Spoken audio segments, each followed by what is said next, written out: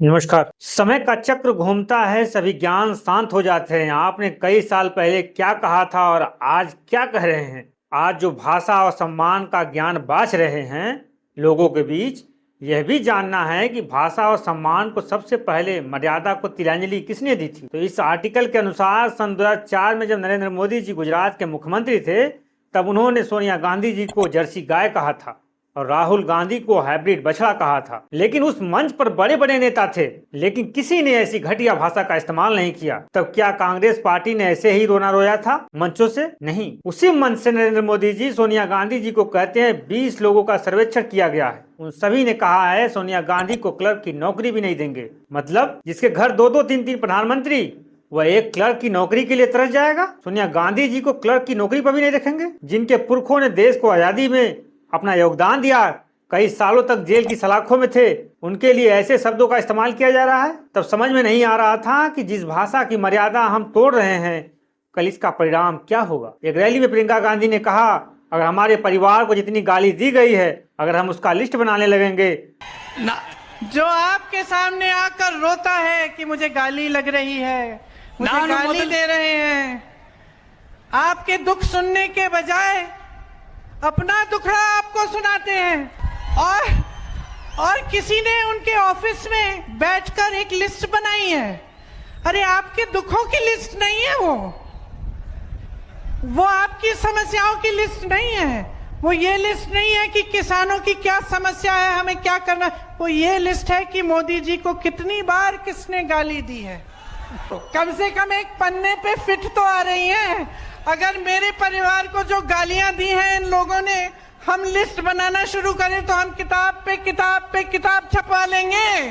मत करो। एक और बयान में कहा गया था, कांग्रेस की कौन सी विधवा थी जिसके खाते में रुपया जाता था। इस भाषा का सम्मान आप करेंगे? ये कैसी भाषा है? ये किस टोन में कहा जा रहा है? ये कांग्रेस की कौन सी विधवा थी जिसके खाते में रुपया जाता था? कांग्रेस के प्रवक्ता सुरेंद्र राजपूत की मां को लेकर भाजपा के प्रवक्ता प्रेम शुक्ला ने क्या कहा था, ये जगजाहिर है। क्या उनकी मां नहीं थी? भाजपा के इस प्रवक्ता पर कौन सी कार्रवाई हुई, कौन सा एक्शन लिया गया? 50 करोड़ की गर्लफ्रेंड वाला बात किसने कहा था? पश्चिम बंगाल के मुख्यमंत्री ममता बनर्जी को लेकर दीदी ओ दीदी किस टोन में कहा गया था और किसने कहा था? क्या वो महिला नहीं थी? दीदी ओ दीदी। 125 साल की बुढ़िया किसने कहा था? तब उस समय समझ में नहीं आ रहा था कि किस भाषा का मैं इस्तेमाल कर रहा हूं और आगे चल के क्या होगा इसका परिणाम।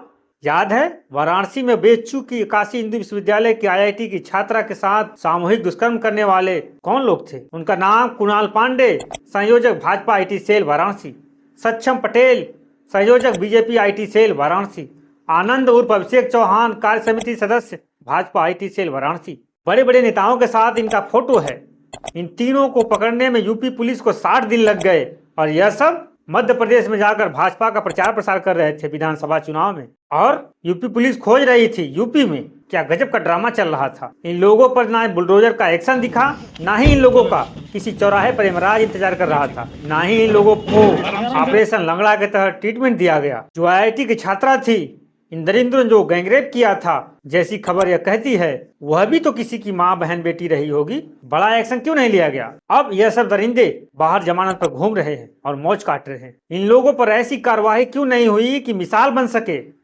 मिसाल बनेगी भी कैसे? यह तो भाजपा IT सेल के वर्कर हैं, अपने आदमी हैं, अपने तो अपने होते हैं। मतलब आप जो कह रहे हैं, जो कर रहे हैं, आपके कार्यकर्ता वह अच्छा काम कर रहे हैं, अच्छा है, क्योंकि आपके पास गाली तौलने वाली मशीन है। हाँ, मैं सच कह रहा हूँ, क्योंकि अगर कोई कह रहा है कि गाली 2-3 किलो हमें दी गई है, तो जरूर वह गाली को तौला होगा, सटीक आंकड़ा मिला होगा, तभी तो कह रहे हैं। ऐसे ही कोई नहीं कहता कि हमें 2-3 किलो गाली दी गई है। अभी किसी देश ने ऐसी मशीन बनाई ही नहीं कि गाली तौला जा सके, लेकिन प्रधानमंत्री जी तौल लेते हैं जिन्हें 2-3 किलो गाली दी जाती है। मेरा मानना है किसी पार्टी का नेता हो या कोई व्यक्ति हो, आप उससे सहमत हैं या असहमत हैं बात अलग है, लेकिन इतनी गुंजाइश तो रखिए कि वो आपका सम्मान कर सके, आप उनका सम्मान कर सके। चलते हैं, नमस्कार।